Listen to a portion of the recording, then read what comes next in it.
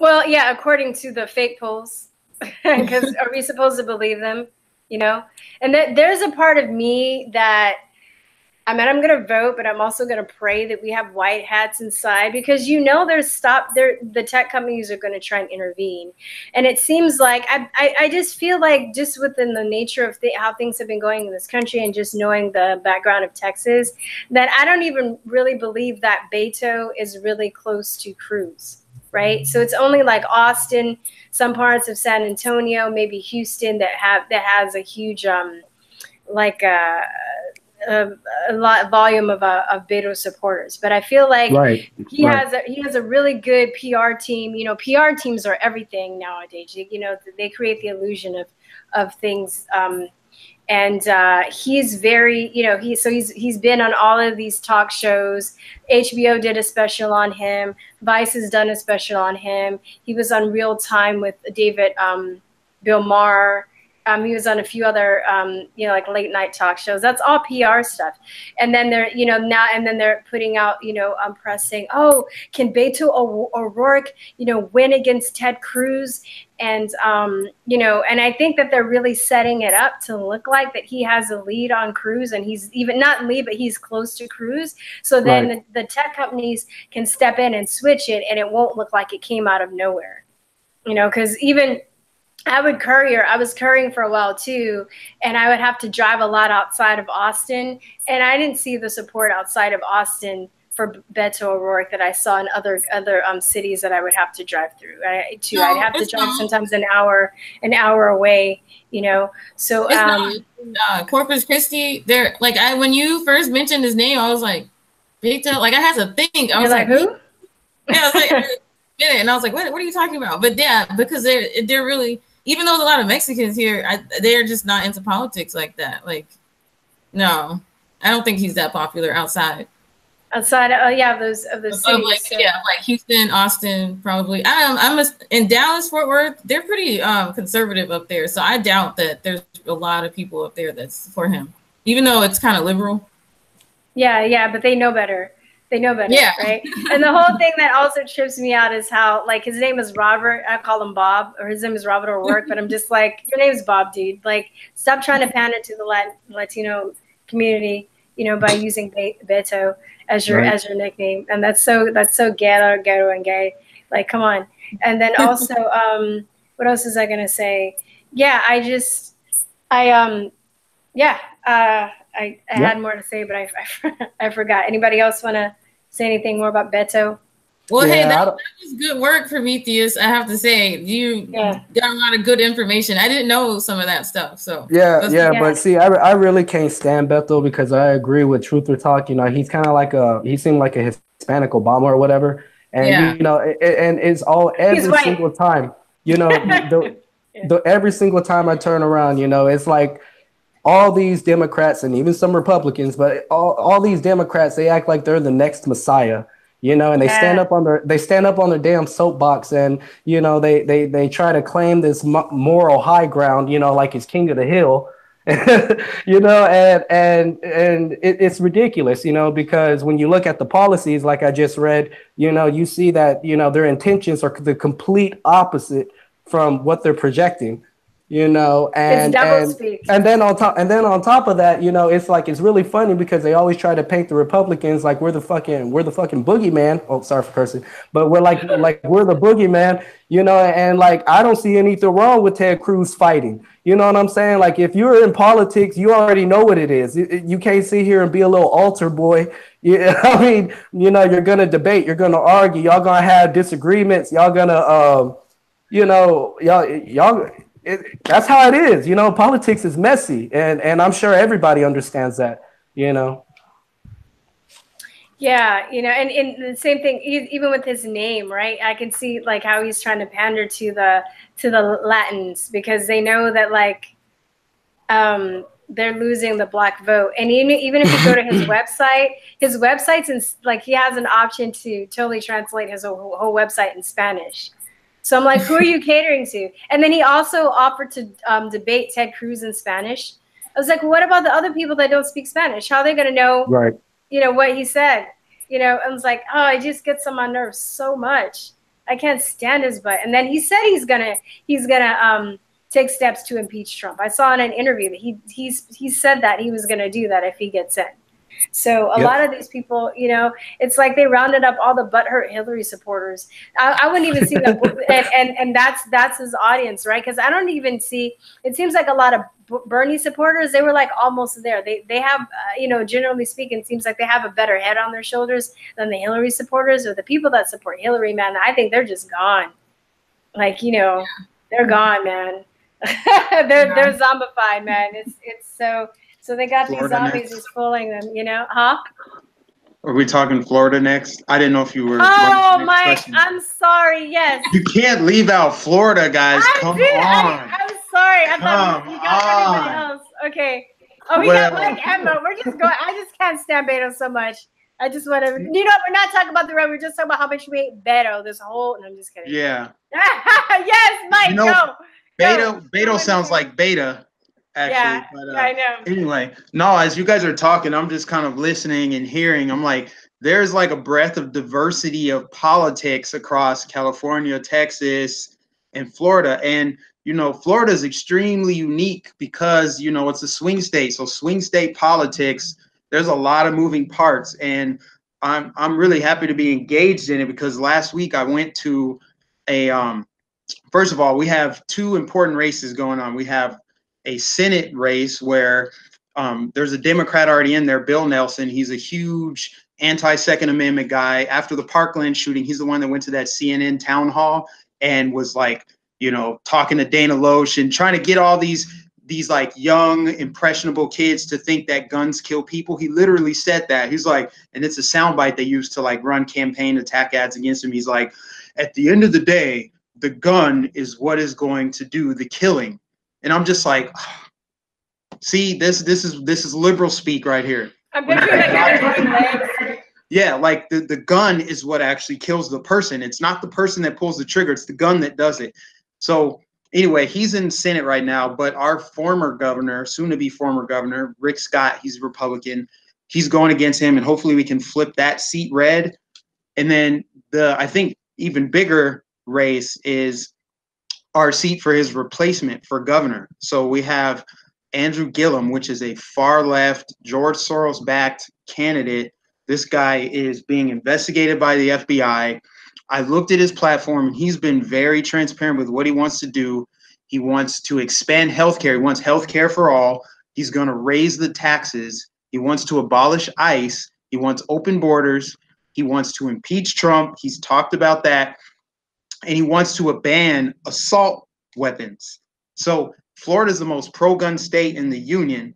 And so you would think that, man, there's no way. There's no way this guy has a shot because Florida hasn't had a Democratic governor in like at least 30 years. And not only that, he's the most liberal to ever run. He wasn't even supposed to make it as far as he did. He wasn't even supposed to make it out of the primaries, but he got a shot in the arm from Bernie Sanders and then Soros funding his campaign. So he made it.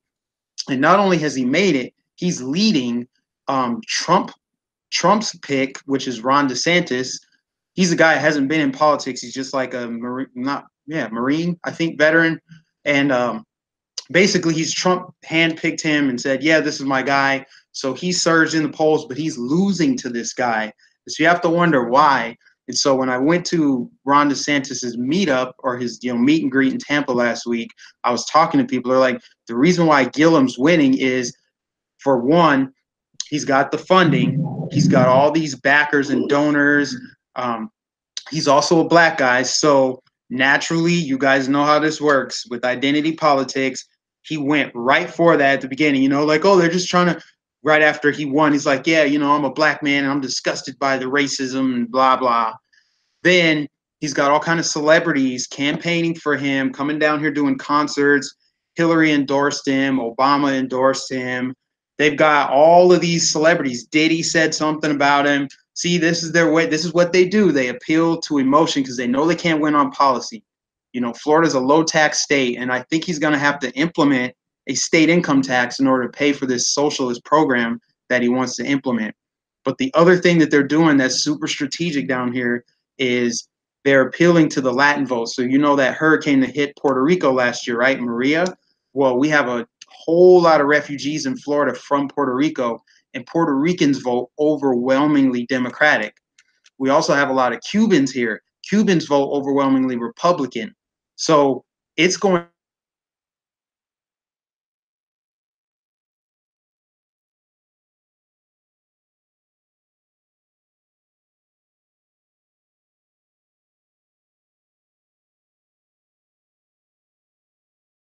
there's 29 electoral votes up for grabs. Like, Trump's going to have to win Florida again. It's not like he's just got it in the bag, you know? And that's what I like about Trump is he knows better than to go out to California. He's not going to flip California, but he's also not doing what Hillary did, which was take advantage, you know, take for granted the states that she did have. Trump's still campaigning in West Virginia and Kansas and all these other like super conservative states are going to vote for him regardless. Oh, conservative Mexican, I think you got to mute your thing. I'm hearing feedback. But yeah, so I lost my train of thought. Sorry. So yeah, Trump is actually going to have to campaign in Florida because 29 electoral votes up for grabs. And with this election being super close, going down to the wire, I don't know how it's going to play out. The polls showed that Ron DeSantis was losing by 9 points, but he recently pulled even. So it's pretty much dead even right now.